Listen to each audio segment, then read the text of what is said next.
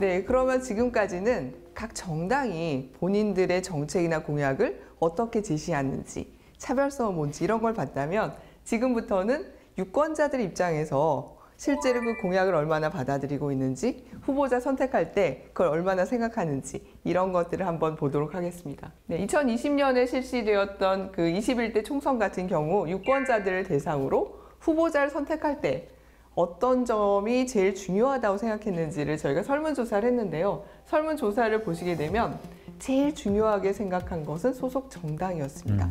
37.3%의 유권자들이 정당을 보고 찍었다라고 얘기를 했고요. 그 다음으로 정책이나 공약을 보고 찍었다라고 얘기한 답변자들이 34.9%.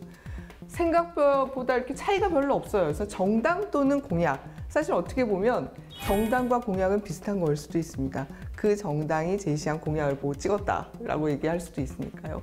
그리고 세 번째로 후보 능력을 보고 찍었다가 17.6%였습니다. 사회자님, 네. 혹시 예. 그 본인이 옛날에 예. 저는 젊어서 선거를 할 때 주로 예. 어떤 식으로 뭘 보고 후보를 선택하셨나요? 글쎄 뭐 저는 주로 정당을 보고 많이 찍었는데요. 어차피 선거 때는 유권자의 관심을 사기 위해서 좋은 얘기는 다 하는데 과연 그게 지켜질 만한 약속인지는 유권자로서 확신도 없었고 결국은 정당 간의 대결이니까 정당을 보고 찍지 않았나 싶습니다. 네, 사실 사회자분께서는 예. 벌써 그 이전부터 지금의 트렌드를 따라가신 거라고 볼 수 있어요. 제가요? 예. 예. 앞서간 유권자라고 보실 수 있습니다. 감사합니다. 네. 네. 왜냐하면 저희가 그 기존에 조사를 해보면 의외로 후보자의 능력을 보고 찍겠다 또는 후보자의 능력이 고려 사항이었다라고 얘기하는 응답자들이 꽤 많았습니다. 근데 최근으로 올수록 후보 능력보다는 정책 공약이나 소속 정당을 보고 찍겠다라는 답변이 많았거든요. 학생들도 총선에 다 선거를 하셨겠죠? 네. 자, 그러면 이 중에 혹시 나는 이런 요인을 보고 찍었다라고 얘기해 주실 분 계신가요? 네, 저는 가장 중요하게 본 정책이 지역개발이라고 생각을 합니다. 왜냐하면 지금 당장의 우리의 이해관계 또는 이익 같은 것이 지역개발로 결정이 되는 것이 많기 때문에 그런 부분에 있어서 지역개발을 우선적으로 고려했던 것 같습니다. 네, 사실 여기 보시면은 이 1순위라고 얘기한 것도 일자리 창출 및 지역 경기 활성화거든요. 그리고 2순위가 지역 개발이에요. 어떻게 보면 지역구 선거에서 제일 중요한 것은 우리 지역에 얼마나 일자리가 많이 생기고 또 거기에 따라서 경기가 활성화될 수 있는지 이게 제일 중요하다고 본 겁니다. 사회자님 계속 예. 뭔가 수긍은 하지만 정말 그런가? 이런 표정으로 보고 계시는데요. 네. 네.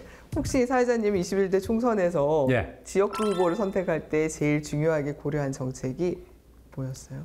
글쎄 뭐 저 중에서는 역시 지역구 후보는 지역 대표성이 있는 거니까 지역 개발이 아닐까 싶은데 저는 항상 그런 생각이 드는 게 나중에 예산 국회에서 배정할 때 네. 지역구 의원들이 이른바 쪽지 예산이라고 예, 그렇죠. 자기 지역구 사업을 하나라도 더 따내려고 해서 다른 지역 사람들이 보면 과연 저 지역에 저 사업이 필요한가 싶을 정도의 사업도 조금 이른바 힘 있는 의원들이 가져가는 경우가 있거든요. 근데 그거를 전체적인 입장에서 보면 사람들이 비난을 하는데 그 지역구 사람들은 좋아한단 말이죠. 맞습니다. 그래서 사실 이게 어떻게 보면 내 지역구의 국회의원이냐 아니면 국민을 대표하는 국회의원이냐라고 생각할 때 조금 선택의 폭이 달라지는 거예요. 아마 내 지역구가 아니라 옆에 지역구였으면 참 문제가 있을 수 있다라고 생각할 수 있는데 우리 지역구라면 역시 경기를 활성화시키는 게 가장 중요하다라고 생각을 한다는 거죠. 반면에 비례대표 정당 선택 시에 뭘 중요하게 생각했느냐라고 물어보니까 이번에도 역시 일자리 창출과 지역 경기 활성화를 중요하게 생각한다는 응답이 제일 높게 나왔습니다. 다만 비례대표 후보 같은 경우에는 약간 그 기준이 좀 줄고 후보자를 선택하는 기준이 좀 더 다양화된 것이라고 볼 수 있겠죠. 그래서 우리가 앞에서 본 것처럼 비례대표 선거에만 후보를 내는 정당 같은 경우에는 경제 공약보다는 정치 공약이라든가 당시에 이슈가 됐던 이런 것들을 많이 다루고 있다고 보여집니다. 네, 그러면 이제 유권자들 대상으로 만족스러운 공약은 뭐냐라고 물어봤어요. 근데 가장 1위를 한 공약은 소상공인, 자영업자, 생업 안전망, 자생력 강화였습니다. 사실 지난 21대 총선이 실시될 무렵에 제일 큰 이슈가 뭐였는지 혹시 기억하세요? 21대 총선이 이루어질 때 가장 큰 이슈는 코로나 상황이었다고 생각합니다. 그러니까 21대 총선, 2020년에 있었던 21대 총선 같은 경우에는 4월 달에 총선이 실시가 되었는데 우리나라가 코로나가 막 확산되기 시작한 게 뭐 3월 뭐 이때부터였잖아요. 그래서 이러다가 우리가 다 이렇게 경제가 완전히 무너지는 거 아니냐. 약간 이런 그 두려움도 있었기요. 또 가게들이 장사가 안 되고 막 이러니까 소상공인이나 자영업자를 지원하는 정책이 무엇일까에 대한 관심이 제일 높았다고 보여집니다.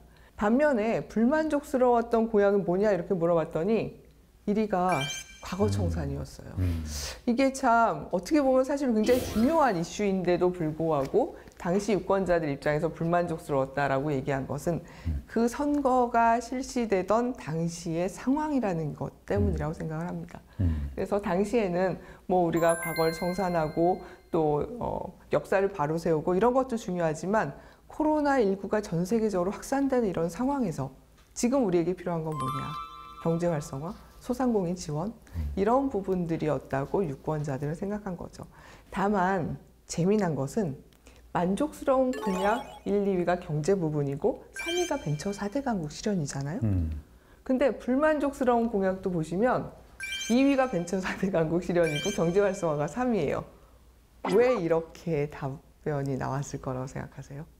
어차피 그게 가장 큰 이슈였기 때문이 아닐까요? 근데 사람이 느끼기에 따라서 누구는 어떤 부분을 잘했다고 생각하는데 또 다른 사람 입장에서 보면 그게 충분히 해내지 못했기 때문에 글쎄 그런 지적이 나온 게 아닐까 싶기도 하고요. 예, 맞습니다. 그리고 아까 사회자분께서 예. 후보자를 선택할 때 뭘 제일 중요하게 생각한다고 말씀하셨어요? 정당. 그렇죠. 예. 정당이었잖아요. 예. 근데 이 벤처 4대 강국 실현하고 경제 활성화는 각각 여당과 야당, 진보정당과 보수정당이 가장 중요하게 얘기한 정책 공약이었거든요. 그러니까 한편으로는 만족스러운 공약이라고 봤을 때는 내가 지지하는 정당이 제시한 정책은 만족스럽고 내가 지지하지 않는 정당이 제시한 공약은 불만족스럽다고 얘기할 수 있는 겁니다. 그래서 정책 공약이라는 것도 완전히 뭐 객관적이다, 공정하다 이런 평가가 이렇게 보긴 좀 어렵고 정당이라는 그런 선입견이 들어갈 수밖에 없다라고 말씀을 드릴 수 있을 것 같아요.